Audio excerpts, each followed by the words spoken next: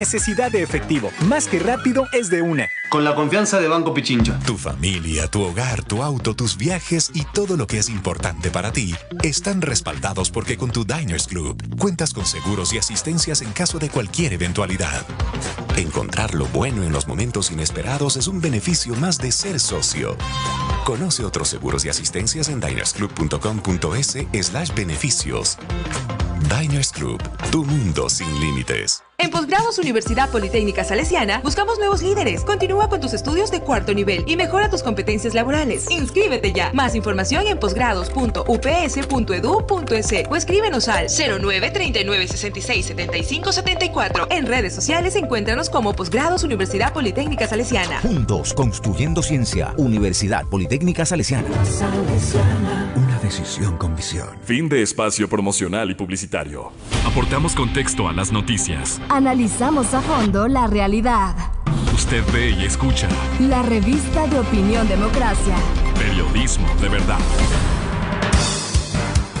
Estamos de regreso y queremos saludar a la economista Ana Delgado, la directora ejecutiva de la Asociación Nacional de Clínicas y Hospitales Privados.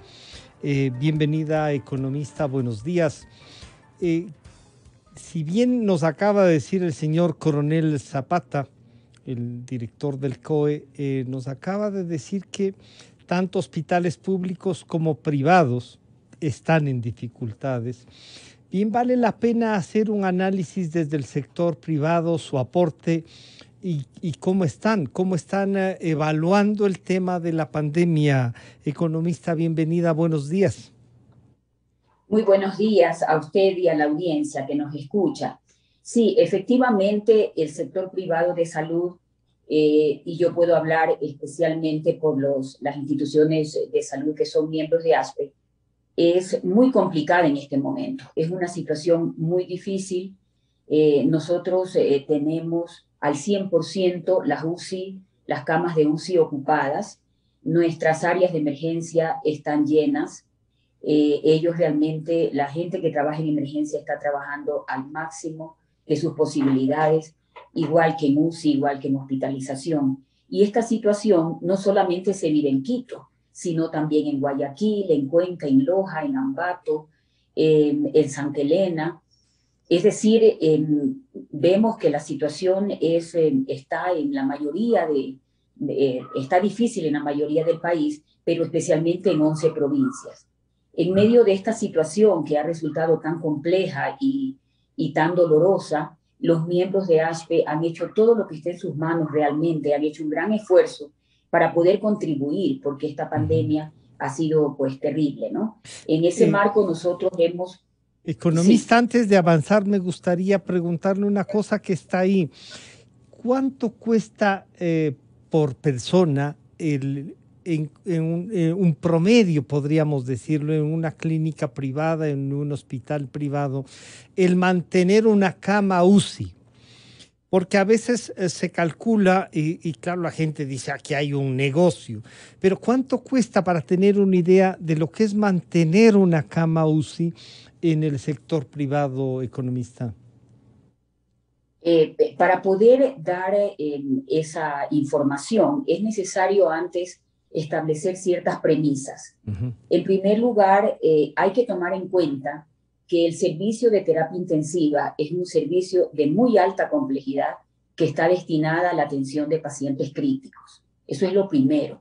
Segundo, todo paciente que recibe atención, ya sea en el área de emergencia, de hospitalización, de UCI, en una institución pública o privada, siempre tiene un costo. El costo existe donde sea que se reciba la atención. El problema es quién paga esa atención. En el caso de los pacientes que son atendidos por la red pública, dígase usted los pacientes cubiertos por el Ministerio de Salud o los afiliados del IES, tienen el mismo costo. Lo que pasa es que en esos casos paga el Ministerio de Salud, es decir, el Estado, o paga el Instituto Ecuatoriano de Seguridad Social. Por eso es que le preguntaba cuánto llega a costar, porque lo que usted nos dice, en un caso paga el Estado y la Seguridad Social en el otro, o sea, los propios afiliados, pero esos costos que pagan en el Estado y en la Seguridad Social, ¿cuánto puede ser? Para más o menos tener una idea de lo que cuesta también en el sector privado. El costo es muy variable. El costo es muy variable y puede ir entre 1.500 a 2.500 dólares en la mayoría de los casos, pero también puede subirse hasta 3.500 dólares y a partir de ahí puede también subir más, porque todo esto depende de varios factores. Depende del estado de salud del paciente. Se puede tratar de un joven que está pues con todas sus fuerzas, pero que ha tenido un accidente muy grave, muy calamitoso, y ese paciente está en un estado de mucha gravedad. Puede tratarse, en cambio, de una persona añosa que tiene mayores probabilidades de tener una serie de enfermedades. Entonces, depende mucho del estado del paciente. Otro tema importante es el número de días. El número de días. Por eso es que el análisis de este tema, del costo en UCI, no se puede hacer a la ligera. Tiene que ser un análisis concienzudo, tiene que considerar que, por ejemplo, en las terapias intensivas se necesita hacer exámenes de diagnóstico, exámenes de laboratorio, exámenes de imágenes, tomografías, radiografía, etcétera. Se necesitan ciertos insumos, dispositivos, medicamentos que son especiales porque se trata de pacientes críticos y en consecuencia su costo va a ser mayor. El honorario del profesional de salud sube sensiblemente en el área de terapia intensiva. ¿Y por qué? Porque allí se necesitan médicos especializados, subespecializados, que han estudiado muchos años. Los médicos son profesionales de una de las carreras que más se estudia, el estudio es permanente. Entonces, el honorario es alto. Y lo mismo pasa con la enfermera. La enfermera también es una enfermera especializada y que tiene un costo mayor. Y finalmente, un tema muy importante que hay que tomar en cuenta es la calidad. En terapia intensiva hay controles muy importantes, muy estrictos de bioseguridad, de infecciones, de control de caídas, de control de buen uso de medicamentos, etc. Entonces, el costo pues, va a variar y tiene ese sentido. Sí, usted nos decía antes de ir a esto que sí vale la pena que la ciudadanía no solo tenga en cuenta, sino que valore lo que es tener salud. Porque le escuchaba creo que el día de ayer y recordaba un debate en la asamblea, decían, ahora no tenemos derecho ni a enfermarnos. No, o sea, el derecho es a curarnos. A enfermarnos es una desgracia, ese no es un derecho, nos pasa algo malo.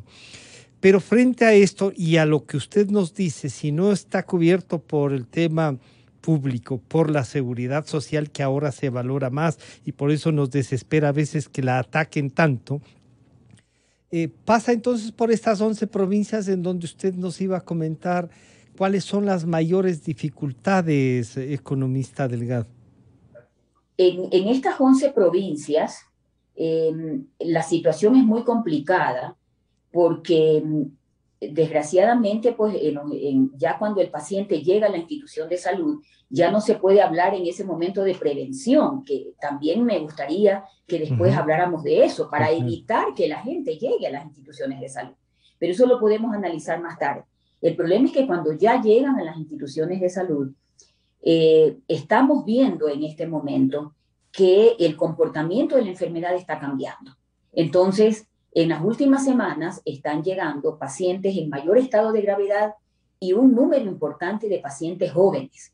Otro tema que estamos observando en los últimos días es que al inicio de la pandemia y durante el año pasado, los síntomas, digamos las complicaciones, comenzaban a aparecer a partir del 7º día de la enfermedad.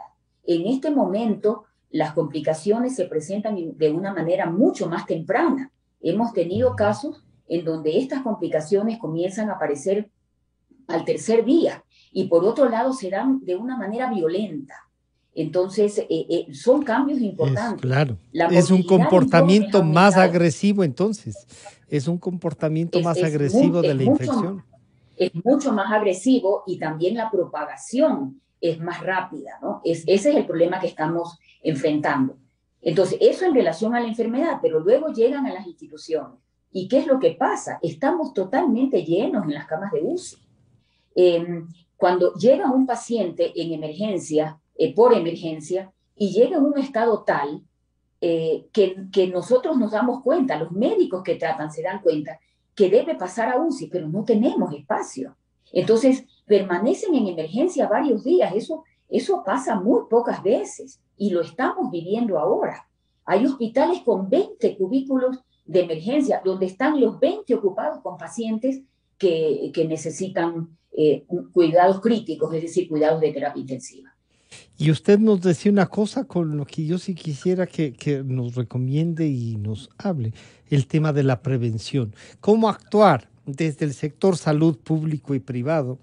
¿Cómo actuar para la prevención? O sea, Juan Zapata nos decía lo que él cree la autoridad debe hacer, un poco frenar la movilidad, el compromiso ciudadano de no perderle el respeto al virus, de tener los cuidados de la bioseguridad. ¿Qué más ustedes visualizan para hacer esta prevención? ¿Cómo hacer? ¿Necesita de ley cualquiera ir al médico con los primeros síntomas? ¿Qué están pensando en eso que deben haberlo discutido, economista? Bueno, en primer lugar, la población tiene que cuidarse, inclusive la población que se ha vacunado, porque se cree que con la primera dosis ya la persona está inmune a la enfermedad, y eso no es así.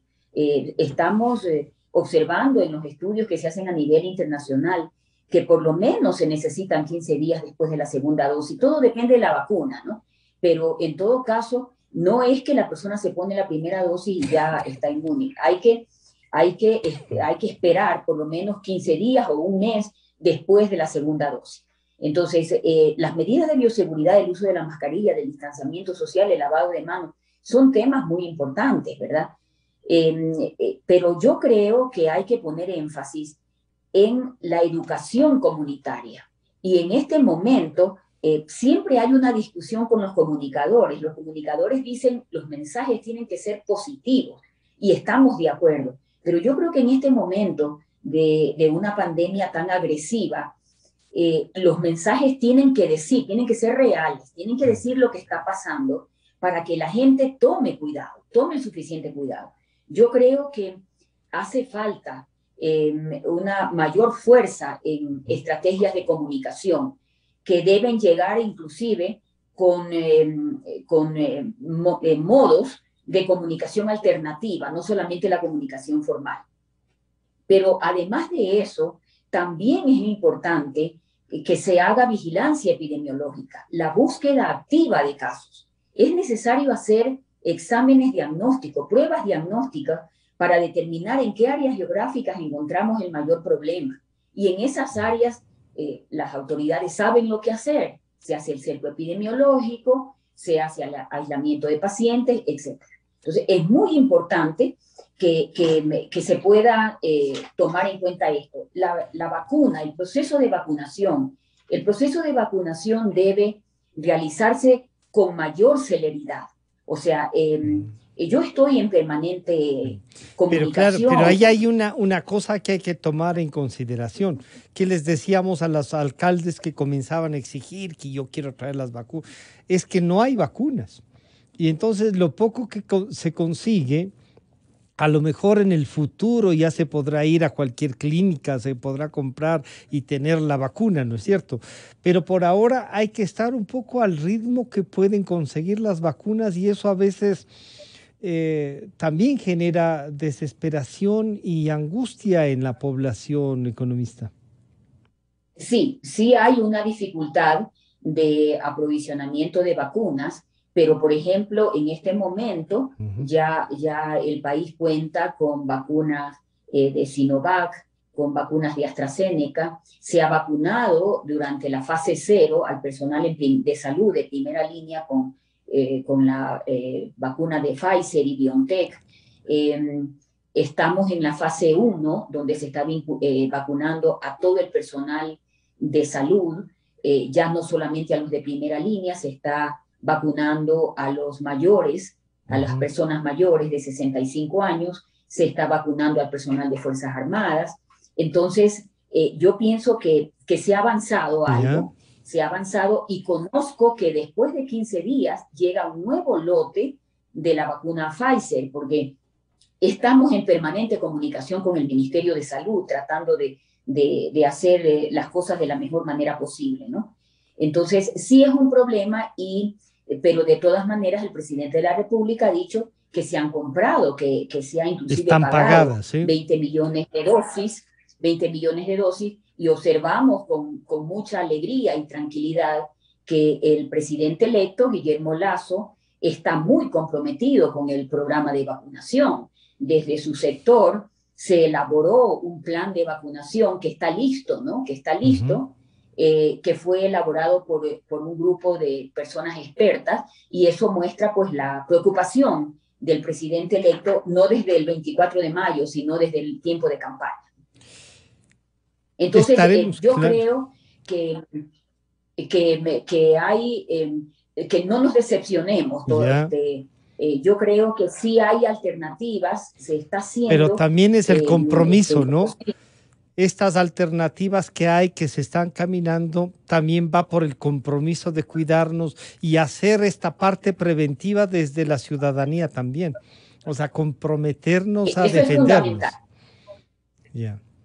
Eso es absolutamente fundamental. Y pienso que la ciudadanía tiene un compromiso y un deber con el personal médico. Porque el personal médico, y cuando yo digo personal médico, no me refiero solo a los médicos, sino a todas las enfermeras, a los camilleros, a los terapistas, etcétera, que han trabajado durante tanto tiempo. Entonces, no es posible que la ciudadanía no se cuide y que luego venga hacia las instituciones de salud, hacia sus profesionales, una demanda excesiva simplemente porque algunos ciudadanos, porque no son todos, algunos ciudadanos no se han cuidado de debida manera, ¿no? Y eso es lo que hay que un poco impulsar, no dejar de informarle entonces a la ciudadanía lo mal que está la cosa, que hay que tener más cuidados, que hay que comprometernos.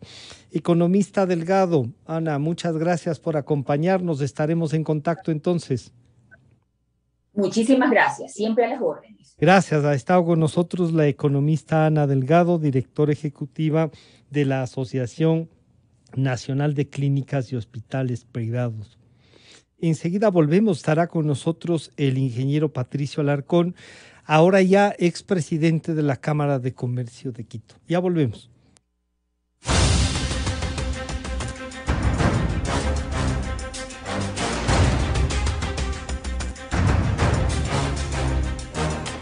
La revista de Opinión Democracia agradece a las siguientes marcas. Inicio de espacio promocional y publicitario.